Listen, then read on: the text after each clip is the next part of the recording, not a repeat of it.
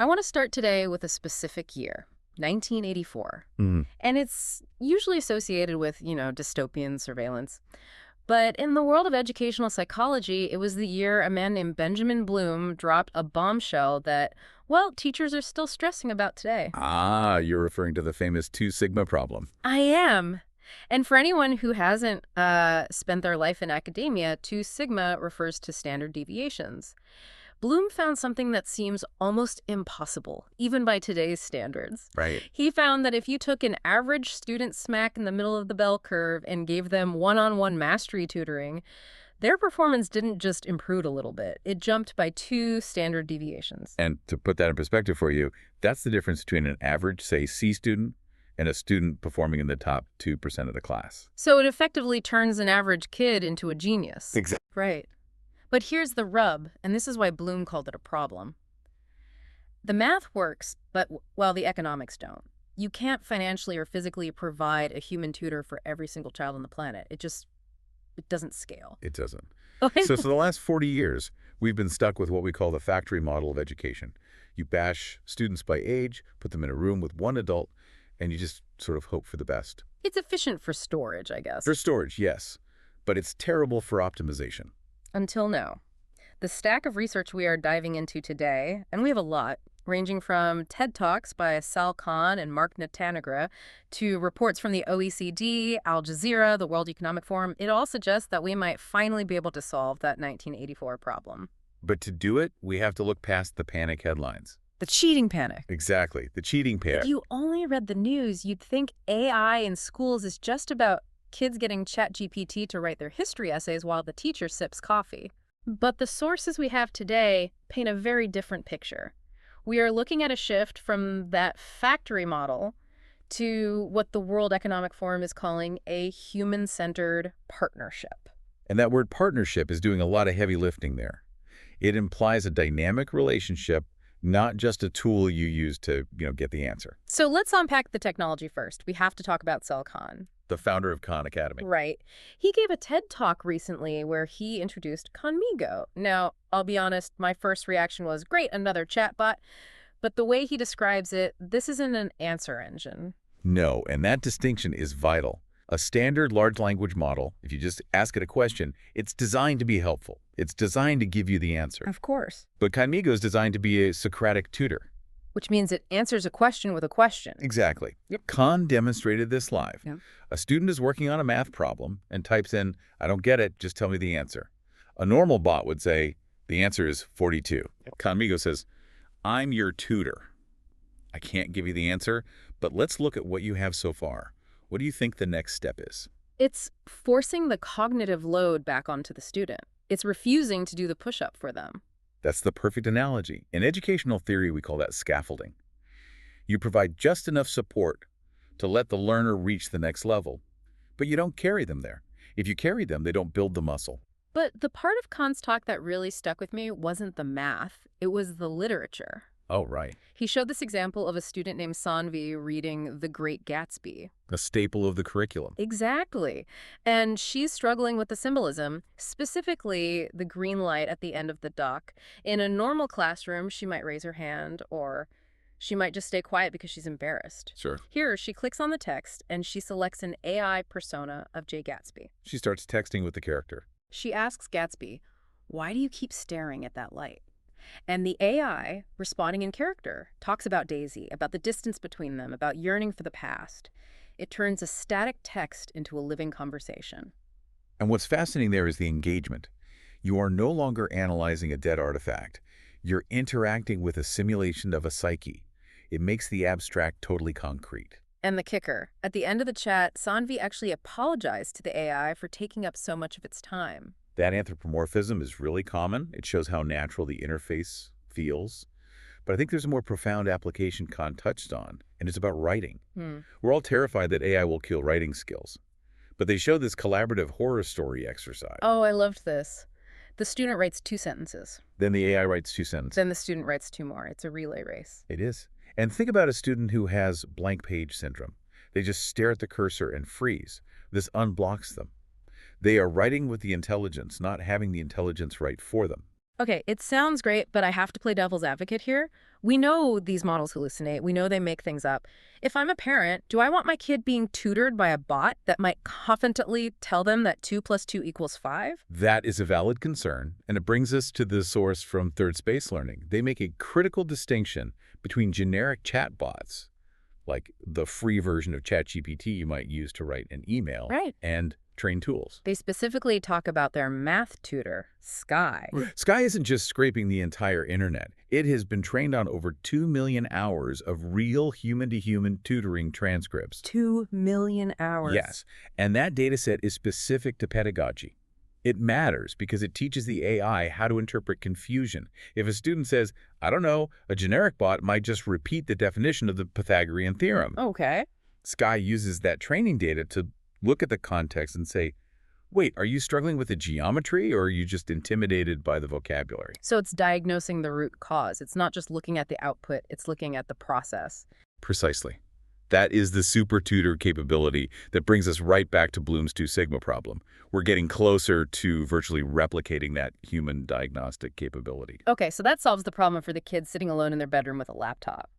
But education is a social thing, right? It happens in classrooms, it happens at scale. How does this translate to a room of 30 distracted teenagers or an entire country? And this is where the global perspective is essential. The DW Shift report took us to Estonia. Always Estonia. They're often the digital canary in the coal mine for government services. They were rolling out ChatGPT Edu to 10th and 11th graders, but they're very specific about the workflow. They gave the example of a German language class, and I like this because it wasn't just kids on screens. No, the teacher's instruction was, write 3 sentences about your summer. Do it yourself, pen and paper or typed, but no AI. Okay. Then, once the student has done the cognitive work, they feed it into the AI and ask, correct my mistakes and explain them to me. That is a crucial feedback loop. In the old model, you hand in homework, the teacher grades it a week later, and by the time you get it back with red marks, you don't even care anymore. You moved on. Yeah. Exactly. Immediate feedback is one of the strongest drivers of learning retention. The AI provides that instant critique, which allows the teacher to focus on higher-level discussion or cultural context. But Estonia is a small, highly digitized nation. It's easier to pivot a speedboat than a cruise ship. What about, say, India? We have data here on a system trying to manage 250 million students. The scale in India is just staggering. And there, the focus isn't so much on chatting with Gatsby as it is on classroom triage. Triage is a strong word. It's accurate, though. I mean, imagine a teacher with 50 or 60 kids in a room. It is physically impossible to know where every single child is in their learning journey at any given moment. You just teach to the middle. So how are they fixing that? They're using an app called Chrysalis. It helps teachers track progress in real time. Students interact with shapes and patterns on a tablet or a shared device. And the AI analyzes their interaction, not just if they got it right, but how long they hesitated, where they tapped their confidence interval. It's reading the digital body language. And then it gives the teacher a simple dashboard. These 5 kids are proficient, these 10 are progressing, and these 3 are stuck. So instead of lecturing the whole room on something half of them already know, the teacher can walk straight to the 3 kids who are stuck. It acts as a radar system. It empowers the teacher to target their intervention. It makes the human efficient. Efficiency seems to be a recurring theme here. And that leads us to the flipped classroom concept mentioned by Hani Farid from Berkeley. This part of the research felt very practical. The flipped classroom idea has been around for a while. Watch the lecture at home, do the homework in class where the teacher can help. But AI supercharges it. Farid suggests that while students watch his video lecture at home, they have a chatbot open as a private tutor. So they can pause the video and ask, wait, Hani just said metacognition. What does that actually mean? Or give me a quiz on that last section. Exactly. They arrive at class actually prepared. Oh. But we need to pause here because there is a darker or perhaps more urgent driver for this efficiency. We need to talk about the demographic cliff. Ah, right. From the Strata Decision Technology report, I hadn't considered the economic angle until I read this. It's huge. Birth rates are dropping globally. School enrollments are predicted to decline sharply over the next decade. Fewer students means less funding. Correct. Schools are going to be under immense financial pressure. They literally cannot afford to have highly paid teachers doing low-value tasks. They can't afford to have a teacher spending 10 hours a week grading quizzes or explaining the same basic definition 50 times. So this shift isn't just about better learning. It's about survival. It's about resource allocation. The flipped model and these AI partnerships might be the only way educational institutions can stay solvent while maintaining quality. They need the humans to do only what humans can do. Which brings us to the most difficult part of this conversation. We've talked about the super tutor, but we have to address the elephant in the room, the super cheater. Or maybe more accurately, what the OECD calls metacognitive laziness. Right. This is the most damning finding in the OECD Digital Education Outlook 2026. They found that yes, students using generative AI produced higher quality work. The essays were better, the code was cleaner. Okay. But, and this is the critical but, the moment you took the tool away, that advantage didn't just disappear. What happened? In many cases, their performance was worse than if they'd never used the tool at all. So it's like atrophy? If I use GPS to drive everywhere, I eventually lose the ability to navigate my own neighborhood. If the battery dies, I'm lost. Precisely. It's cognitive offloading. If the AI does the structuring, the drafting, and the logic checks, your brain never builds those neural pathways. You become dependent on the prosthesis. That is terrifying. I mean, if we raise a generation that can't think without a prompt box, we've failed. So how do we solve that? Because we can't uninvent the technology. It's here. We have to pivot our value system. We have to really think about what a classroom is for. And we should look at what Mark Natanagra argued in his TEDx talk. He basically says, computers are the box. They process rules, data, syntax perfectly. Right. Humans are for divergent thinking. Thinking outside the box. And more importantly, emotional context. He made a great point. A 1-year-old child, or even a dog, can read a room better than the most advanced large language model. My dog definitely knows when I'm stressed before I do. And that is the human-only skill set. Jody Lopez from Third Space Learning calls this the September test. I really like this concept. It cuts through all the tech jargon. It's about what parents actually care about. Right. When a parent walks into the principal's office in September, do they say, I want the teacher with the most data points? Do they say, I want the teacher who can grade essays the fastest? No. They say, I want the teacher who is warm. Or, I want the teacher who is strict because my kid needs structure. They are asking for a human connection. Lopez gave that scenario of the 5th grader who storms into class, furious because of a fight with a sibling. I can picture it. The kid is slamming books, red-faced. An AI tutor sees a student who isn't logging in and simply sends a prompt. Time to study. Let's do some math. It's tone deaf. It's just data. Right. A human teacher sees a child in distress and knows that today is not the day for math drills. Today is the day for a quiet conversation. That is emotional intelligence. And the argument from Third Space Learning is that AI actually enables this connection. It doesn't replace it. Because if the AI is handling the grading, the lesson planning, and the basic knowledge transfer, which they estimate takes up 20 hours of a teacher's week, the teacher suddenly has the bandwidth to be that mentor. They have the time to notice the angry student. So the dream scenario is AI handles the data and the drudgery. Humans handle the heart and the divergent thinking. Ideally. But we have to be realistic about the risks. We can't just hope for the best. Yeah. Al Jazeera had a segment that really complicated this picture.